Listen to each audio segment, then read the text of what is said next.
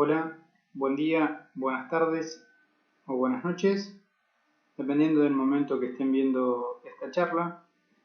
Antes que nada, quiero agradecer al comité organizador FARDIT por la invitación al tercer Congreso Internacional de Bioimágenes y por permitirme compartir con cada uno de ustedes la experiencia vivida en nuestro servicio y también por permitir que sigamos formándonos como profesionales en medio de esta pandemia.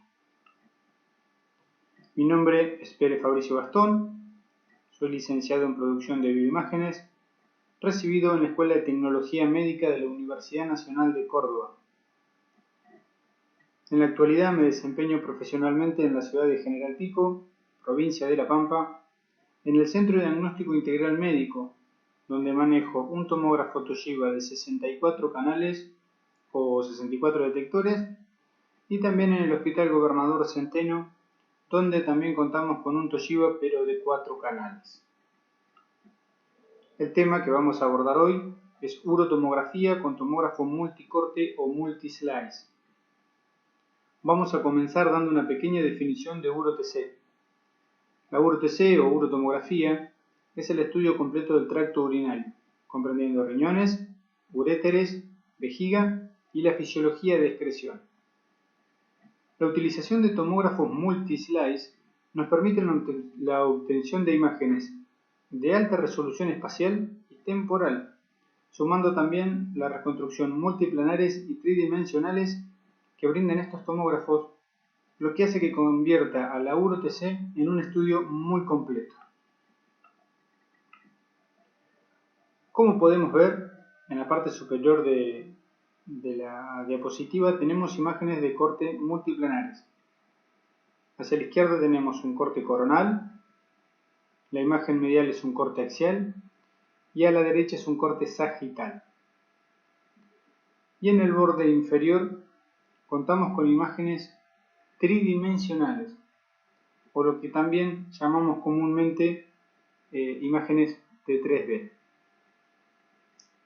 Antes de comenzar a hablar del protocolo que utilizamos, vamos a hacer un breve repaso de las partes anatómicas que involucran este estudio. El sistema urinario es el encargado de la excreción de agua, sales minerales y sustancias de desechos a través de la orina. Y los riñones son los encargados de la formación de orina y se encuentran ubicados en la parte posterior del abdomen, uno a cada lado de la columna vertebral. En cada riñón podemos distinguir varias estructuras. La cápsula renal, que es la membrana que recubre el riñón, la corteza renal, que es la región más externa, la médula renal es la región interna y en la cual está dividido en 10 o 18 zonas llamadas pirámides renales. Estas últimas apuntan al centro del riñón formando el cáliz renal. Y la agrupación de los cálices forman la pelvis renal, que tiene forma de embudo y se comunica o continúa con el uréter. El uréter es el conducto muscular que sale del riñón y baja hasta la vejiga. Y la vejiga también es un órgano muscular elástico y que sirve de almacenamiento de la orina y se encuentra ubicada en la cavidad pelviana detrás del pubis. Es importante también remarcar la unidad funcional del riñón y que es llamada nefrona. Cada riñón contiene de 1 millón a 1.300.000 nefronas. Cada una de estas está formado por un entramado vascular, por un entramado de vasos capilares llamado corpúsculo renal, que se encuentra mayoritariamente en la corteza renal. El corpúsculo renal se divide en un tubo de porciones rectas y curvas, llamado túbulo proximal o túbulo distal. Estos últimos forman el asa de Henle, que se encuentra en la médula. En esta imagen comparativa que podemos ver que no se visualizan variantes anatómicas groseras comparando el sistema excretor masculino con el femenino. Prácticamente los dos sistemas de excreción son iguales. Vamos a empezar a entrar en los que más nos interesa a nosotros, nombrando algunas indicaciones médicas que pueden ser motivo de solicitud de una urotomografía. Como ven en pantalla, nombramos las más frecuentes y vamos a ver un ejemplo de cada una de ellas. Tenemos la litiasis renal. Como verán en las imágenes de los 3 cortes, pertenecen al mismo paciente, donde podemos visualizar en la porción media del uréter, ahí se los marqué, del riñón derecho hay un cálculo anclado que seguramente es el motivo de la consulta al médico y de su sintomatología. Continuamos con la masa renal o tumoración. Tenemos en pantalla los 3 cortes donde el riñón derecho, en el polo superior, se visualiza una imagen heterogénea. Procedemos a la colocación de medio de contraste, donde obtenemos como resultado la captación del yodo, delimitando la zona del tumor, y este paciente a los días le realizamos una punción guiada por tomografía, en el cual se obtuvieron células claras, llegando al diagnóstico de carcinoma de células renales. Este paciente, lamentablemente, con muy mal pronóstico de vida, porque se descartó la opción de cirugía. En el mismo estudio que nosotros le realizamos por medio de contraste, se le detectaron metástasis en páncreas y su estado clínico no era muy favorable. Voy a aclarar que la preparación de este paciente no es la correcta para la UroTC, pero sí para una tomografía de abdomen convencional, porque antes del estudio al paciente se le administró contraste oral. Como ustedes pueden ver, está teniendo el intestino delgado y el colon, y para la UroTC no se le debe dar de tomar el agua con contraste al paciente. Continuamos con unos ejemplos de traumatismo de abdomen. Es importante en estos casos la inyección de medio de contraste para evaluar el nivel de laceración renal. Como podemos ver en las imágenes, claramente distinguimos el hematoma renal de las porciones del riñón. Muchas veces este diagnóstico es indicativo preciso al cirujano por si tiene que extraer o no el riñón. Mientras la laceración sea más cercana al hilio renal, tiene más posibilidades el paciente de quedarse sin un riñón. Continuamos con anomalías congénitas. Vamos a ver los ejemplos más frecuentes, como el riñón en herradura. En muchos de estos casos son hallazgos porque los pacientes no suelen presentar síntomas, y si los tuviese, lo más comunes son dolor abdominal y hematuria. Por lo general, en el riñón en herradura, los riñones se encuentran unidos por su polo inferior, formando una sola unidad renal. Otra anomalía es el riñón ectópico. La ectopía puede ser simple, cuando el riñón alcanza una posición anómala, pero de su propio lado, del lado correspondiente donde va el riñón, y cruzada, cuando cruza la línea ocupando el lado contralateral. Esta puede ocurrir con o sin fusión con el riñón contralateral. Si el riñón no asciende, se denomina riñón pélvico.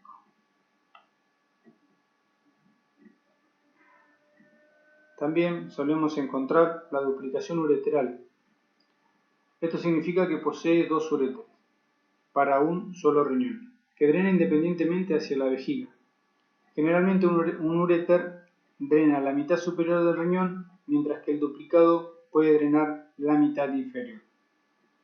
Los uréter se pueden unir antes de ingresar a la vejiga, como vemos en la imagen, pero cuando no logran unirse, el duplicado entra por debajo del orificio normal, pudiendo ocasionar reflujo de la orina y también muchas veces producir infecciones urinarias a repetición.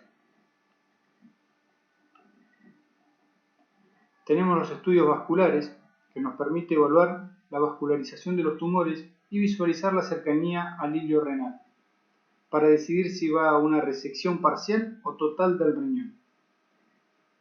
También se les pide a pacientes con hipertensión para corroborar estenosis de la arteria, que es la causa más frecuente de los pacientes hipertensivos en pacientes jóvenes o adultos, tener una estenosis de la arteria renal. Estas son problemáticas más comunes que tenemos en los estudios vasculares. Continuamos con la donación de riñón. ¿Por qué es importante la UroTC en un donante? Porque estudiamos la cantidad de arterias que llegan al supuesto riñón y que va a ser trasplantado. Este estudio entrega al grupo de cirujanos un panorama completo y concreto más que nada de las arterias a ampliar antes de la extracción. Podemos encontrar diferentes variantes anatómicas como puede que esté irrigado por una sola arteria, que es la arteria renal, la principal, como también pueden aparecer arterias iliar, subcapsular y la polar. También tenemos los controles postquirúrgicos. Antes de la cirugía se le realiza una UroTC, como por ejemplo este paciente, con un carcinoma renal izquierdo. El equipo interdisciplinario decide la intervención quirúrgica de este riñón. Luego se le repite la UroTC para el control postquirúrgico. Como ustedes pueden visualizar en las dos imágenes comparativas, vemos en las imágenes 3D, del lado izquierdo tenemos el riñón sano con el riñón enfermo y del lado derecho visualizamos solamente el riñón sano y el riñón del enfermo ya no se encuentra porque es el control post cirugía. Les voy a presentar un caso clínico que nos llegó al servicio. Es un paciente masculino de 48 años que consulta por episodios de hematuria, fuerte dolor lumbar que irradia hacia la zona genital. El médico tratante solicita ecografía, laboratorio y la urotomografía. La preparación de este paciente para realizar nuestro estudio es sencillo: un ayuno de 8 horas y si está anticoagulado el paciente, cortamos la medicación 48 horas antes. Y a estos pacientes, como dije anteriormente, no se les debe dar de tomar el agua con contraste antes de la tomografía. La técnica que utiliza nuestro tomógrafo es un KB de 120, un mA de 382, el tiempo de rotación del tubo de 0,5 segundos, un FOB, un tamaño L, o sea grande, un espesor de corte de 5 milímetros con un intervalo también de 5 milímetros. Otros elementos que vamos a usar son los Havocat para canalizar al paciente. Tendrá que ser de un grueso calibre para la inyección correcta del medio de contraste. Por lo general nosotros usamos un 18 o un 20 Gray. Contamos con un contraste iodado de 370 también. Y las guías en I, que serán colocadas en un extremo a la bomba de inyección y en el otro al Havocat, o sea al paciente. Acá les muestro la bomba inyectora que utilizamos, contiene 2 cabezales. La jeringa con la letra A es la que contiene contraste y la B contiene solución fisiológica que ayuda de empuje al contraste cuando es inyectada. A la derecha de la imagen tenemos el comando de la bomba que se encuentra en nuestra consola de trabajo y como pueden apreciar es el mismo display que contiene la bomba dentro del recinto. Ahí colocamos el valor de caudal que queremos inyectar. En la Uro lo colocamos en 4 o 4,5 y de contraste vamos a utilizar 100 mililitros, que lo vamos a fraccionar en 2. La primera inyección para sacar la fase arterial y venosa y la segunda para realizar la fase nefrográfica y excretora junta. En la jeringa con solución fisiológica seguimos manteniendo el mismo caudal, pero le colocamos 30 mililitros de empuje.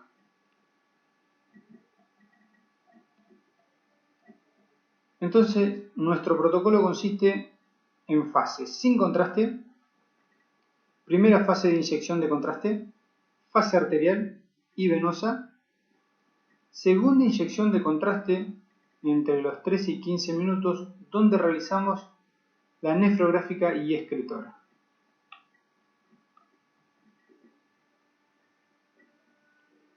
Las imágenes que vamos a ver en el proceso del protocolo pertenecen al mismo paciente. Colocaremos al paciente en decúbito supino, lo ingresamos con los pies hacia adelante.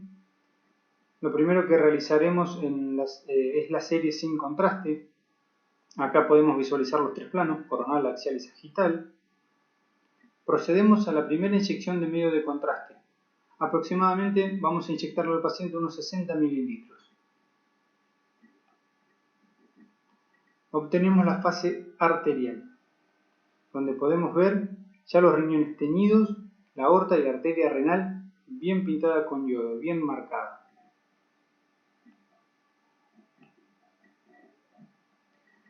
Con esta misma inyección, a los 55 segundos aproximadamente de que comenzó la inyección de contraste, obtenemos la serie venosa, donde podemos notar que las venas comienzan a realzarse por el contraste y que está de regreso por el torrente venoso. En la imagen medial e inferior podemos ver cómo la vena renal izquierda desemboca en la vena cava inferior. Después del barrido venoso vamos a tener unos minutos de espera, esperando que los riñones se empiecen a excretar. Entonces acá nos vamos a acercar al paciente, le vamos a preguntar cómo está, una pequeña interrogación de cómo se encuentra, y le comentamos que el estudio va a llevar una segunda parte dentro de unos 10 a 15 minutos. Pasando este tiempo comenzamos con la segunda inyección del resto de contraste. Como anteriormente habíamos inyectado 60 mililitros y habíamos preparado la jeringa con 100 mililitros aproximadamente, vamos a inyectar los 40 mililitros de contraste que nos quedan, adquiriendo la fase nefrográfica y excretora al mismo tiempo. Se observa claramente cómo la pelvis renal está completamente teñida con contraste, señal que los riñones están excretando. Pueden visualizar bien que los riñones tienen la pelvis renal bien pintada y bien marcada con contraste endovenoso. En la última adquisición de datos vamos a poder realizar las imágenes tridimensionales o 3D. Como pueden visualizar ustedes, podemos girar y mover las imágenes en el sentido que el médico desee, si fuera necesario para descartar algún tipo de patología, alguna duda. Con estas imágenes nosotros podemos girarlas, moverlas para el sector que nosotros querramos. Lo que permite estos tomógrafos multicorte, multislice, al tener tanta facilidad y al poder jugar tanto con las imágenes, es disminuir al máximo el error del diagnóstico. ¿Cuál fue el diagnóstico de este paciente que les acabo de presentar? Ya con la primera adquisición sin contraste, nosotros pudimos visualizar que en el riñón derecho, en la parte inicial o proximal del uréter, tenía anclado una litiasis. Ahí se la estoy marcando. Seguramente le producía la hematuria y los dolores nombrados anteriormente. Dependiendo del médico solicitante, muchas veces cuando llegamos al resultado en la primera fase, el estudio se da por finalizado por varios motivos. Disminuimos la radiación al paciente, importantísimo. Cuidamos los disparos del tubo, también que es importantísimo porque el tubo o el tomógrafo es una herramienta de trabajo en la cual hay que cuidarla mucho. Y evitamos inyectarle medio de contraste al paciente. Siempre hay que tener en cuenta que el yodo es nefrotóxico y si podemos evitarlo, mucho mejor. Lógicamente que estas son orden exclusiva del médico del servicio o del médico tratante.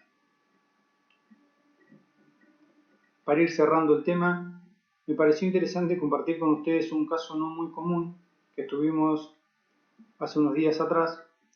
Un paciente que concurre a su médico, se le realiza una ecografía renal donde se le informa una masa nodular en el riñón izquierdo. Como pueden apreciar en la imagen, donde se solicita ampliar estudios con tomografía computada. Se le realiza una tomografía sin contraste endovenoso que arroja como resultado un abdomen normal. Ya el médico tratante, analizando la intervención quirúrgica, solicita la UROTC. Podemos ver en la secuencia sin contraste, no vemos signos groseros de patología. En la arterial podemos empezar a visualizar una imagen con la misma densidad de la cortical. Ya en la fase venosa, como la cortical, vemos cómo la cortical invade la médula. Ahí se lo estoy marcando para que puedan visualizar bien el sector, generando una imagen de masa, que fue lo mismo que se informó en la ecografía. Por lo tanto, nos encontramos ante la presencia de una hipertrofia de la columna de Bertin. Es una variante de la anatomía normal y que suele adoptar un aspecto de pseudotumoral, manifestándose como una masa que se proyecta hacia el seno renal. Acá está la importancia de la urotomografía. Nosotros, con un estudio bien logrado, evitamos que un paciente de 36 años pase por un quirófano y se quede sin un riñón. Hemos llegado al fin de mi charla. Espero que haya sido práctica y clara y que les sea de utilidad en el ámbito laboral.